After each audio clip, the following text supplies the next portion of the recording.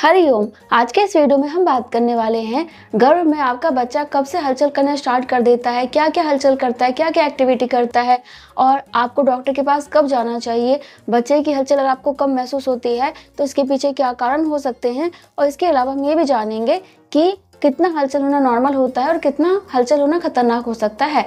वहाँ की और भी बातें करेंगे, तो चलिए वीडियो स्टार्ट करते हैं। बाकी आप मुझे कमेंट करके बताइए कि अभी आपकी प्रेगनेंसी का कौन सा महीना है, और दूसरी बात ये कि आपका बच्चा किस टाइम सबसे ज़्यादा हलचल करता है। तो गर्भ के अंदर आपका बच्चा ना लगभग 18वें सप्ताह से लेकर 20वें सप्ताह तक, कुछ बच्चे 24वें सप्ताह तक हलचल करना स्टार्ट कर देते हैं। मतलब ये है कि 5वें महीने से स्टार्ट कर देते हैं, और कुछ महिलाओं को ना 5वें महीने के लास्ट से बच्चे की हलचल महसूस होती है। उससे पहले बच्चे हलचल करते हैं लेकिन आपको महसूस नहीं हो पाती, क्योंकि बच्चा बहुत छोटा सा रहता है और वो हलचल करता भी है ना, तो आपको ऐसा लगता है कि पेट में कुछ कुड़कुड़ाहट सी हो रही है, कुछ ऐसा हो ना जैसे कि गैस बन जाता है, कुछ इस टाइप से आपको फील होगा।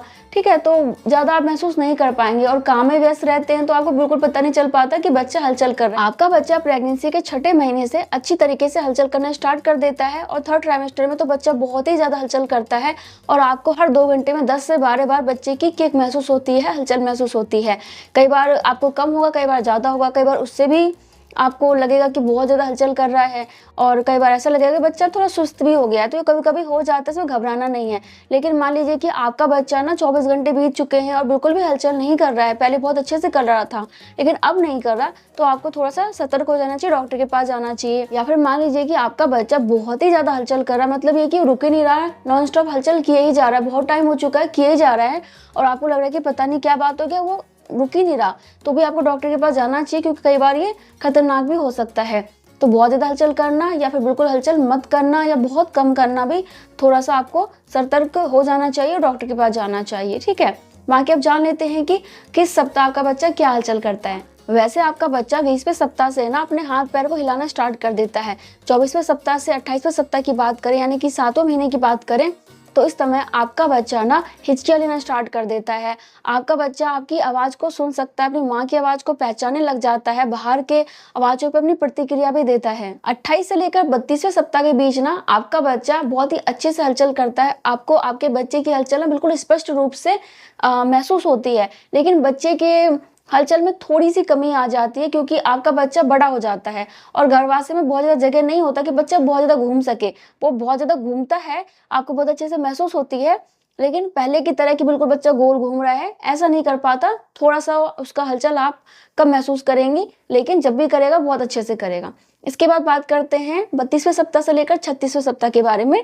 तो इस टाइम मोस्टली क्या होता है कि आपका बच्चा हेड डाउन पोजीशन में आ जाता है, अपना सिर नीचे कर लेता है डिलीवरी के लिए, और आपके बच्चे की गतिविधियां इस टाइम भी आपको कम महसूस होंगी, क्योंकि वही बात है कि बच्चा बड़ा हो जाता है, बच्चे का सर नीचे आ जाता है, तो मोस्टली बच्चा अपने पैरों को चलाता है। इस समय आपको अपने बच्चे की हलचल ना पेट के ऊपर के हिस्से में सबसे ज्यादा महसूस होती है, क्योंकि बच्चा अपना सर नीचे करके पैर ऊपर कर लेता है, तो बच्चा सबसे ज्यादा अपने लातों को चलाता है, लात से ही मारता है।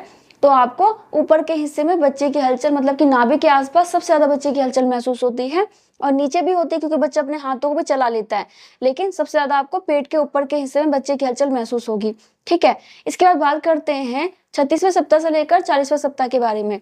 तो इस टाइम आपको बच्चे की हलचल थोड़ी सी कम महसूस होती है, क्योंकि बच्चा अपने आप को डिलीवरी के लिए तैयार कर रहा होता है, क्योंकि आपको पता ही होगा कि 36वें सप्ताह के बाद आपका बच्चा कभी भी पैदा हो सकता है, क्योंकि वो पूरी तरीके से परिपक्व है, बाहर आने के लिए बिल्कुल तैयार है। लेकिन होता है ना कि कुछ बच्चे 37वें सप्ताह में जाते हैं, कुछ 38 में, कुछ 39 में, कुछ 40 में, और कुछ तो 41 में भी होते हैं। लेकिन 41वें सप्ताह तक, 40वें सप्ताह तक आपका बच्चा हो जाता है। नहीं होता तो फिर वही है कि सिजेरियन डिलीवरी होती है। और जैसे कि मैंने आपको बताया कि आपका बच्चा 2 घंटे में 10 से 12 बार भी किक करता है, तो उस चीज़ का भी ध्यान रखें, मेरे बच्चे के पैटर्न का ध्यान रखें कि मेरा बच्चा पहले किस टाइम ज़्यादा हलचल करता था, क्या इस टाइम बच्चा हलचल कर रहा है या फिर नहीं कर रहा है। जैसे कि कुछ बच्चे ना रात में बहुत हलचल करते हैं, जब आप लेट जाएंगे ना तो उसके बाद बहुत ज़्यादा हलचल करेंगे, बहुत ज़्यादा धुआंधार लात बजाते हैं और आपकी नींद भी खराब होती है। लेकिन वही तो हमें अच्छा लगता है ना, वही तो हम महसूस करना चाहते हैं ना जब बच्चा गर्भ में रहता है। तो कुछ बच्चे रात में बहुत हलचल करते हैं। कुछ बच्चे क्या करते हैं, जब माँ टहलने जाती है ना, टहल के बैठती है तो धुआंधार हलचल करते हैं। कई बार खाना खाने के बाद बच्चे बहुत हलचल करते हैं, मतलब आप खाना खा लेते हो ना, उसके बाद आपका बच्चा बहुत हलचल करेगा। कई बार ठंडा पानी पीने के बाद बच्चा बहुत हलचल करता है, कई बार मीठा खाने के बाद बहुत हलचल करता है।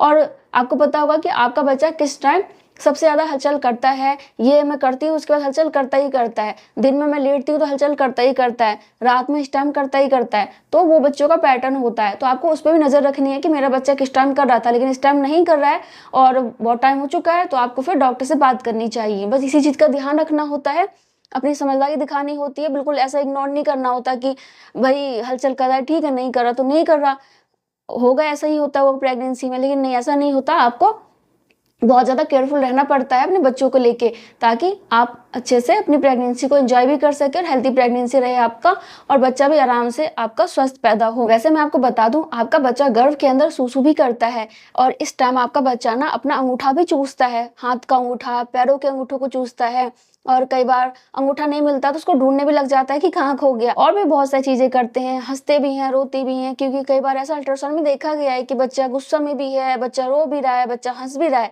तो बच्चा गर्भ के अंदर बहुत सारी चीजें करते हैं। और देखो जी, आपने गर्भ संस्कार के बारे में सुना होगा ना कि हमें बच्चे को गर्भ संस्कार देना चाहिए, तो उसका भी बहुत प्रभाव पड़ता है। और देखो जी, आप जैसा बिहेव करेंगे, आप जैसा सोचेंगी, उसका प्रभाव भी बच्चे पे पड़ेगा। अगर आप दुखी रहेंगे तो गर्भ के अंदर आपका बच्चा भी दुखी रहेगा, है ना। और यह कोई मिथ नहीं है, कोई ऐसा नहीं है कि कही सुनी बातें हैं, ये स्टडी है जो कि बहुत ज्यादा महिलाओं पर किया गया है, और ये बिल्कुल सच साबित हुआ है कि इसका बहुत ज़्यादा प्रभाव पड़ता है। तो इसलिए आपको प्रेगनेंसी में हैप्पी रहना है, आपको बहुत अच्छी अच्छी किताबें पढ़नी है, अच्छी बातें सोचनी है, मतलब ये कि जितना ज़्यादा आप अच्छा कर सकें अपने बच्चे के लिए, अपने लिए, वो करें। टाइम पे खाएं पिएं, अच्छा लाइफस्टाइल होना चाहिए, टाइम पे आप योगा करें, एक्सरसाइज करें, और सबसे अच्छे से बात करें, मतलब हैप्पी रहें, मस्त रहें। और जो भी आप बच्चे को संस्कार देना चाहते हैं उससे रिलेटेड चीज़ें आप खुद करें, ताकि आपका बच्चा उस चीज़ को सुने, महसूस करे, और वो भी वैसा ही बने। ठीक है, बाकी आप कुछ ही पूछना चाहते हैं तो कमेंट कर सकते हैं। मैं मिलूंगी नेक्स्ट वीडियो में, तब तक के लिए bye bye, thank you so much, नमस्ते।